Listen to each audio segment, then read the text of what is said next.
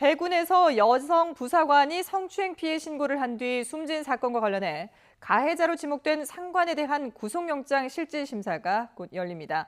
이르면 오늘 오후에 구속 여부가 결정될 것으로 보입니다. 국방부 취재기자 연결합니다. 김문경 기자. 네, 국방부입니다. 예, 실질 영장 심사 언제쯤 열립니까? 네, 오전 10시 반 이후에 열리는 것으로 전해졌습니다. 결과는 이르면 오늘 오후에 나올 것으로 보입니다.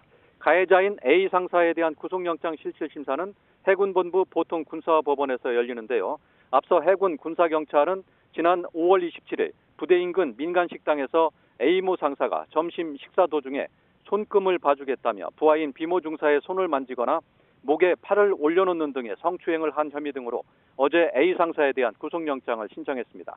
피해자인 B 중사는 성추행 피해 사실을 알린 뒤 정식 신고를 미루다가 지난 7일 부대장에게 피해 사실을 보고했고 이틀 뒤 정식 신고를 하면서 군사경찰이 수사에 착수했습니다.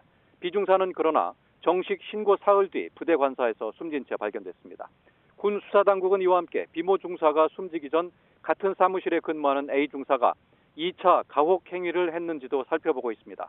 앞서 국민의힘 하태경 의원은 유가족의 문자 메시지 내용을 공개했는데요.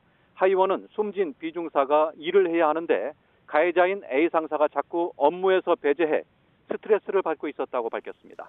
하 의원은 이어 성추행 사건 이후에도 2달여간 가해자와 피해자가 분리되지 않아 2차 가해가 진행됐다며 이에 대한 철저한 수사를 촉구했습니다. 이와 함께 성추행 사건 직후 A 상사는 B 중사에게 술을 따르게 했고 이를 거부하자 술을 따라주지 않으면 3년 동안 재수가 없을 것이라며 악담도 퍼부은 것으로 전해졌습니다. 또 뒤늦게 신고를 결심했던 B 중사가 왜 수사가 시작되자마자 돌연 사망했는지도 추가 수사를 통해 밝혀질 것으로 보입니다. 서욱 국방부 장관은 어제 정식 신고일인 8월 7일 이전까지 피해자의 피해 호소와 군의 조치, 지휘부 보고, 2차 가해나 은폐 축소 의혹 등을 종합적으로 수사하고 이를 위해 국방부 조사본부와 해군 중앙수사단 특별수사팀을 편성해 한치의 의혹도 없이 철저히 수사하라고 지시했습니다. 지금까지 국방부에서 YTN 김문경입니다.